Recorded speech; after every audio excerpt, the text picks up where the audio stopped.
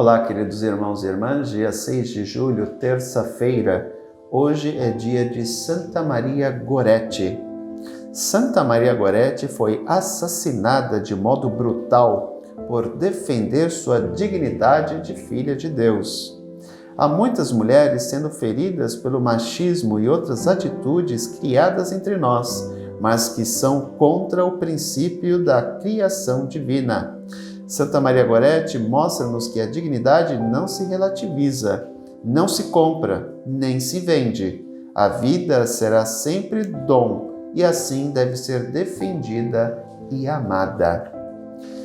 O evangelho de hoje continua sendo o capítulo 9 de Mateus, só que hoje os versículos de 32 a 38.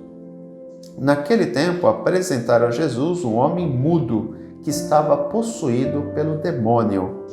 Quando o demônio foi expulso, o mudo começou a falar. As multidões ficaram admiradas e diziam: "Nunca se viu coisa igual em Israel." Os fariseus, porém, diziam: "É pelo chefe dos demônios que ele expulsa os demônios." Jesus percorria todas as cidades e povoados, ensinando em suas sinagogas, pregando o evangelho do reino e curando todo tipo de doença e enfermidade. Vendo Jesus as multidões, compadeceu-se delas, porque estavam cansadas e abatidas, como ovelhas que não têm pastor. Então disse a seus discípulos: "A messe é grande, mas os trabalhadores são poucos. Pedi, pois, ao dono da messe que envie trabalhadores para a sua colheita."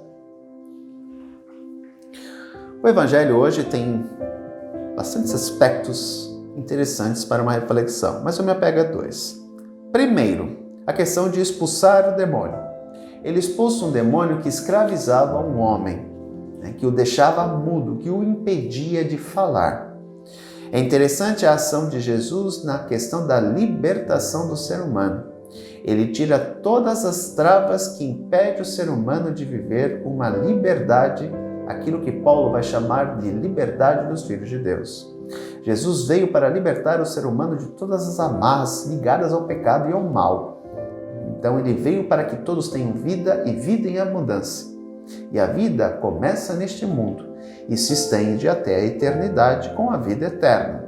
Portanto, a libertação do ser humano é uma libertação integral.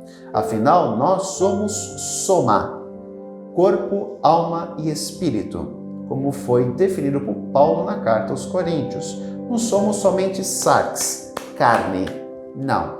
Somos um ser humano que é composto de 3 dimensões: corporal, espiritual e emocional. Outro aspecto que podemos destacar é o fato de Jesus olhar com compaixão para a grande parte da multidão. Por quê? Ela estava à deriva. As pessoas que deveriam orientar aquele povo, que eram as autoridades religiosas e civis de Israel, não cumpriam o seu papel.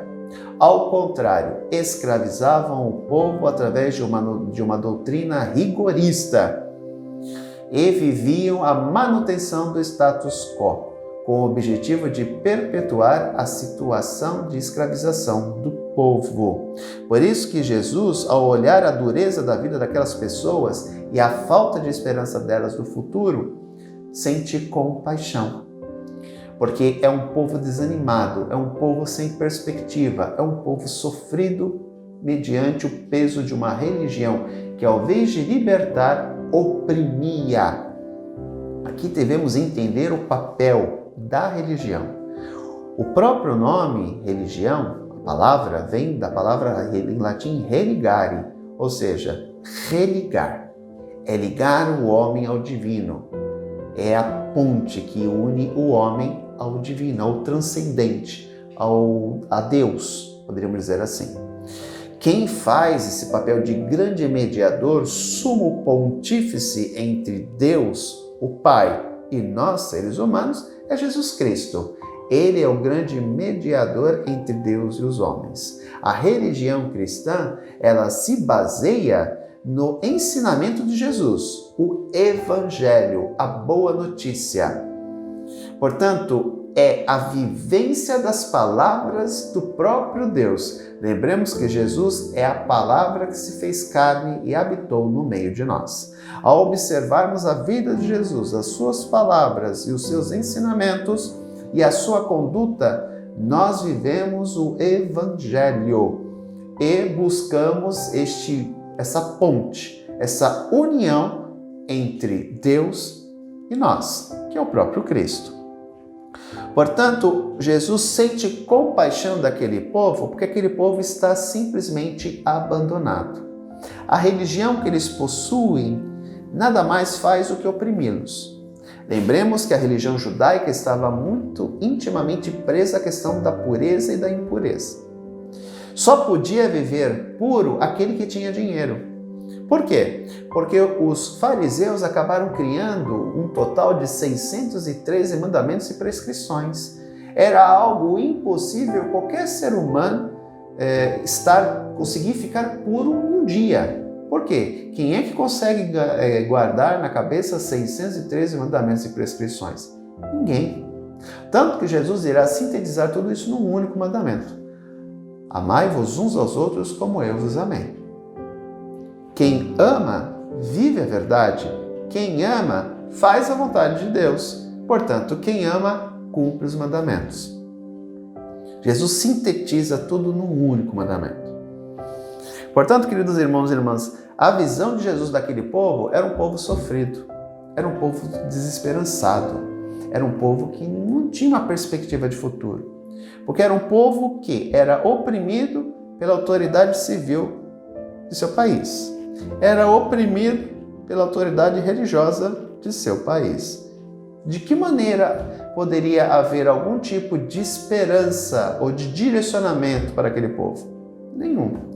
Tanto que o profeta Ezequiel, no capítulo 36, vai fazer uma crítica muito dura justamente a essas autoridades, que ele chama de maus pastores, que em vez de pastorear as ovelhas do Senhor, pastoreavam a si mesmos e acabavam devorando as ovelhas gordas, espoliando as ovelhas, matando as ovelhas, diante a sua ganância. Ovelhas que eles tinham a missão de cuidar. Que possamos então, iluminados pela palavra do Evangelho, cuidar de nossos irmãos e de nós mesmos, sempre nos pautando pelo Evangelho. Um grande abraço, até amanhã, se Deus quiser. Tchau!